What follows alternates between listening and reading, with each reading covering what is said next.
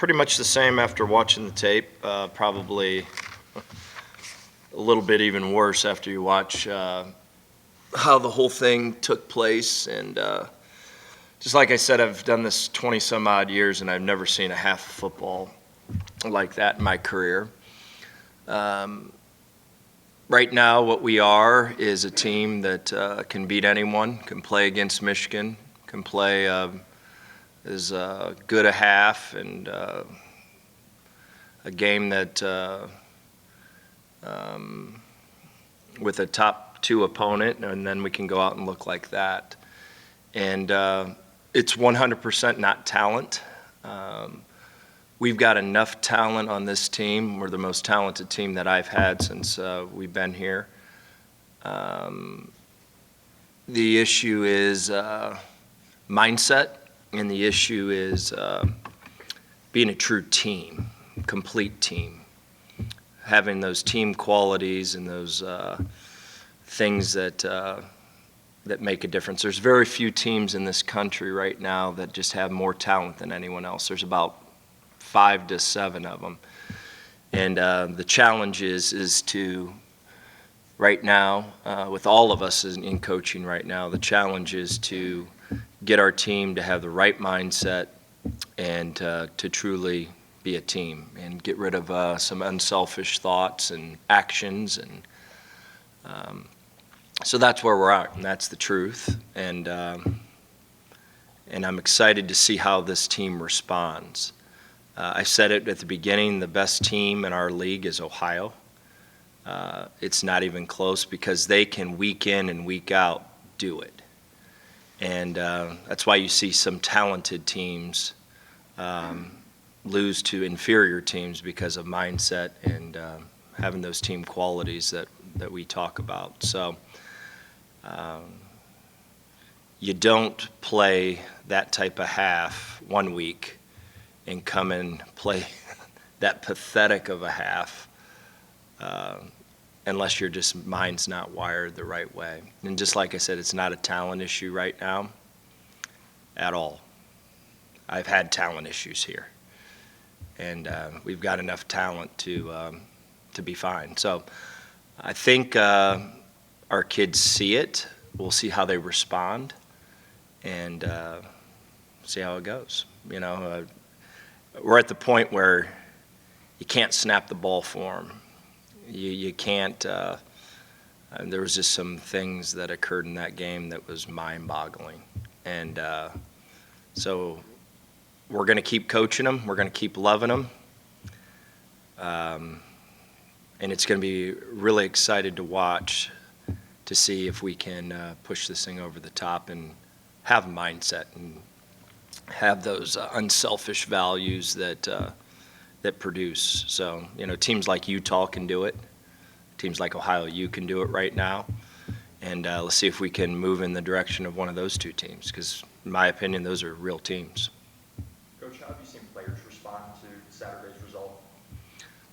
Different than coaches do. It's totally a different world. Our world is, gosh, I mean, ever since I was 8 years old, you lose a baseball game, you couldn't eat, you couldn't sleep, you couldn't focus until you got to play again. And heck, that's the way that we were when we were in the backyard. You lost a basketball game at 10 o'clock at night, you were playing until 11 until you won. And so different. I think they feel the same way. They just respond completely, totally different than us old people, I guess, respond. And so that's different for us. But that's been a theme for the last 5-6 years, is they can put things on the shelf a lot faster than what we can. When you have a performance like this, Coach, is this something more that the players need to take ownership of and try and get fixed going into? Well, it's our job, just like I said. The challenge with coaching right now, 95% of us in this business, we know the deal. There's a ton, and when I mean a ton, there's a ton of things going through these dudes' heads right now. And somehow, some way, your job right now is it's not X's and O's, zero. Schematically, we do really good things, really good things. It's not schematics, it's not talent, it's mindset. And just like I said, there's so much clutter that's going on in players' minds, and this is not here, it's everywhere. Our entire coaching profession, we talk about it all the time. There's a lot of challenges that are going on with these young men right now, and it's our job to help them remove that clutter and focus on what they need to do, focus on the team, and find a way to win and produce on Saturdays. But whenever your mind's not right and you're cluttered and you're worried about this and you're worried about that, the game's too hard. The game hasn't changed. The game hasn't changed at all. There's from the beginning of time, don't turn over the ball. Run the ball effectively, block and tackle. Those things hasn't changed. The things that have changed right now is getting our young men to get their minds uncluttered and to go out and play as a team and a unit. And just like I said, we don't have the most talented team in this league. We don't. But we have beyond enough talent on our side to win it when our mindset is right and when our team values are right. So I'm not discouraged. It's just that we've got to get rid of this inconsistency. It's really, really hard to win this side without being consistent. Scott, with how banged up you guys were coming out of the Michigan game, you mentioned you didn't really know how you guys were going to get through practice. How were you able to do last week, and are you guys able to have a more normal week this week? Yeah, we'll have a normal week. But again, just like I said at the end of the game last week, all that was excuses. We were beat to hell. There's no question about it. There was a lot of things that happened during the week, but at the end of the day, that happens to a lot of teams, as we all know. But we're better off than what we were last week, much better. We'll have a regular week. But just like I said, those are complete excuses. And we're not going to have, at least I'm not going to make that, I'm not making that an excuse. No way. What is the balance of, how important is that one day where you guys just go all out in that full contact, those full contact periods? How important is that? Oh, it's critical. That's the challenge right now of what's separating teams from winning and losing is consistency. All of us across the country are talking about it. How do we get our guys to be consistent? And it's a challenge, and it's something that whenever our minds are clear, our values with the team and being unselfish and dressing all alike and doing all the little things, it's fun to watch. And I love our kids. I'm 100% behind our kids. I love them. Do I like them right now? No. They probably don't like me very much either right now, but that's okay. And but it's our job to tell them the truth. It's our job to help them. It's our job to get them to clear their minds, respond the way that they need to respond, be a team guy in a crazy, crazy world that they're living in right now. I mean, I could go on and on. NIL, you could just keep the list going. It's crazy. Social media. Unbelievable. So the cool thing about it is we know we've got enough talent. We know we've got good kids. We've got good scheme. We've got good coaches.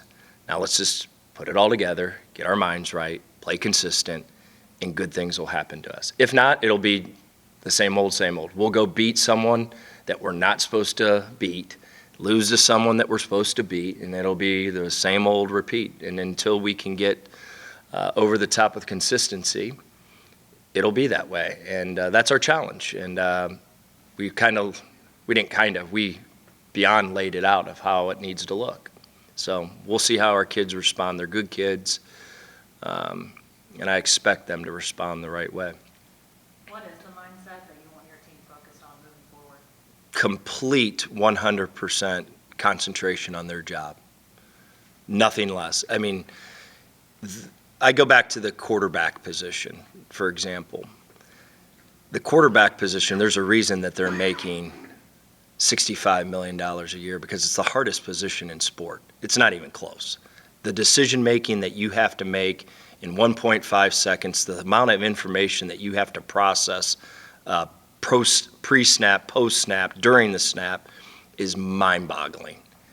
And if you have anything cluttered in your mind whatsoever, you're not going to play very well.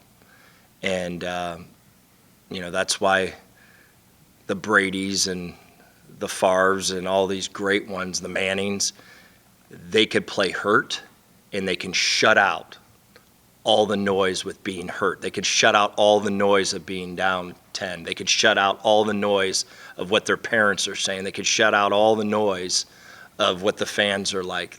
They can shut out the feeling of playing in god-awful weather, and they're so focused and they're so wrapped into what they're supposed to do that they don't even recognize the outside factors.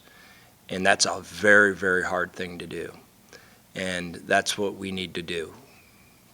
So the quarterback position is super complex, but, it's the same deal with any other position. It's just the amount of information and you got to process at the quarterback position is mind-boggling. So there's a reason that they make the money they make. How do you coach that?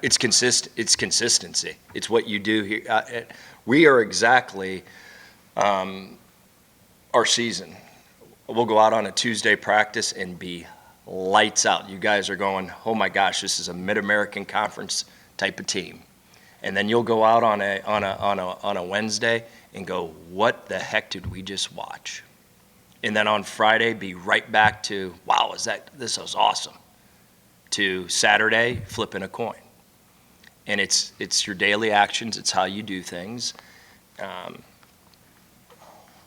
it's really, really hard to be that way. That's why there's only a few good teams. Turnovers have just been a big factor in your losses. What kind of needs to happen in that regard to just try to take care of the ball better? We've never had turnover trouble like this ever here. And again, mindset. I mean, we've worked ball security here more than anyone in the country. And I'm probably exaggerating, but it hasn't shown up. And that is completely 100% discipline.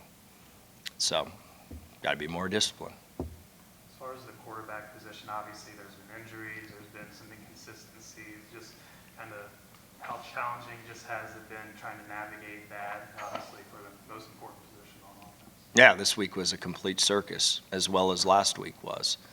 And Connor didn't play the way that we wanted him to play, but the challenges that he had, which I'm not sharing,